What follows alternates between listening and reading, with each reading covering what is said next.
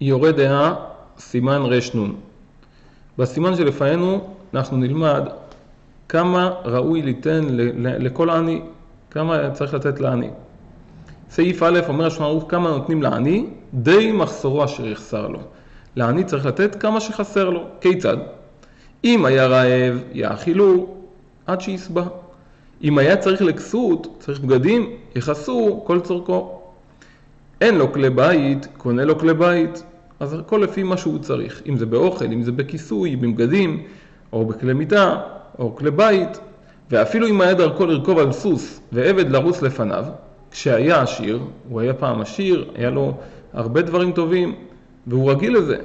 ועני, חסר לו את כל הדברים האלה, קונה לו סוס ועבד, וכן לכל אחד לפי מה שצריך, הראוי לתת לו פת, נותנים לו פת, עיסה, נותנים לו עיסה, הוא צריך עיסה, יש לו תנור, חסר לו רק את הבצק, מביאים לו בצק, מיטה, נותנים לו מיטה, הראוי ליתן לו פת חמה, הוא מפונק מאוד, חמה, צונן, להאכילו לתוך פיו, אין לו מי שיאכיל אותו, הוא לא מצליח לאכול לבד, נותנים לו לתוך פיו,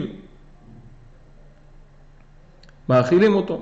אין לו אישה, הוא בא לישא, הוא צריך עכשיו הרבה עזרה בהוצאות הנישואין, מסיעים לו, אז גם נותנים לו, וסוחרים לו בית, ומציעים לו מיטה וכלי תשמישו, נדוניה שלמה, ואחר כך מסיעים לו אישה.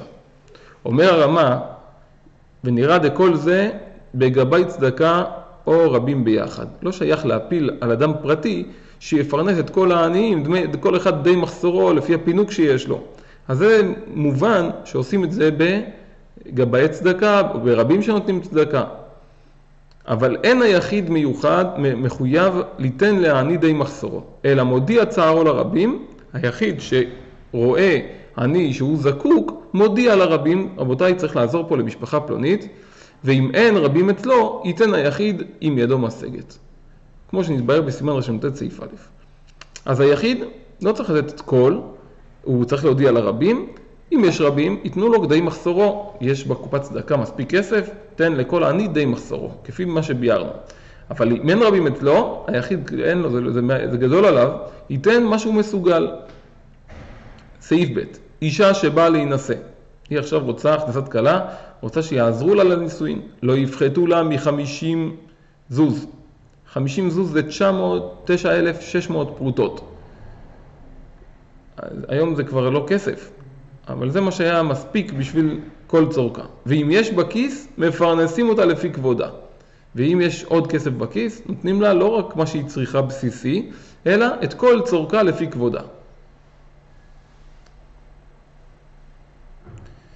סעיף ג' העני המחזר על הפתחים, אין נותנים לו מהקופה מתנה מרובה.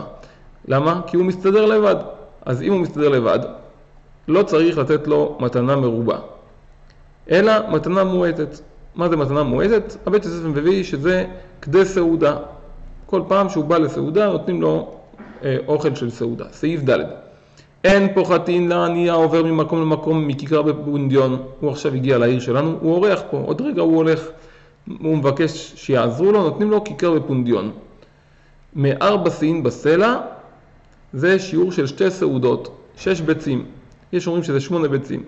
ואם לן, הוא נשאר לישון פה בעיר, נותנים לו מצה לישון עליו וכסת, ליתן מרעשותיו. נותנים לו כרית ושמיכה. ושמן וקטנית, כמו מה שהוא צריך לאכול ביום אחד. ואם שבת, נשאר לשבת בעיר הזאת, נותנים לו מזון 3 סעודות. מזון 3 סעודות 9 ביצים או י"ב ביצים. ושמן וקטנית ודג וירק. ואם מכירים אותו, אז כבר צריך לתת לו לפי כבודו. יודעים מה הכבוד שלו, כמה הוא דורש, ונותנים לו קצת יותר אפילו ליום אחד או לשבת שהוא שובת בעיר. סעיף A עניי העיר מרובים והעשירים אומרים יחזרו על הפתחים.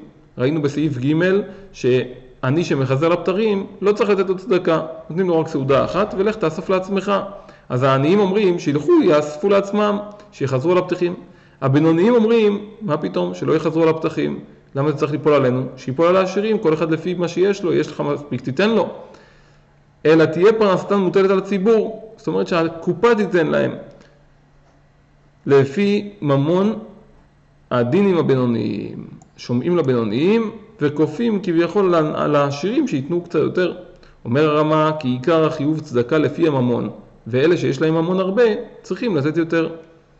ויש מקומות שנוהגים ליתן לפי הנדבה. זאת אומרת, לא אומרים אתה עשיר תיתן יותר, אתה עני תיתן פחות, כמו שקורה היום. כל אחד איש כמתנת ידו. כל אחד לפי מה שהשם בירך אותו. אז יש מקומות שזה לפי הנדבה. יש מקומות שזה לפי המס. זאת אומרת שהקופה של צדקה רואים כמה המלך מבקש מס מפלוני, סכום כזה, אז ביחס לזה הוא צריך לתת צדקה. ולהוא קצת פחות, אז המלך כבר עשה את העבודה הזאת של בירור מי עשיר ומי עני. אז ככה הקופה של צדקה עובדת לפי המיסים. יודעים, אם המיסים שלו גבוהים, כנראה שהוא יכול לתת יותר, ולכן הוא ייתן גם בצדקה יותר. זה יש מקומות שנוהגים. והנותן לפי ברכתו, ראוי לברכה יותר. אדם שמעצמו הולך וניגש לקופה ונותן כפי מה שהוא יודע שברכו השם, זה ראוי לברכה יותר.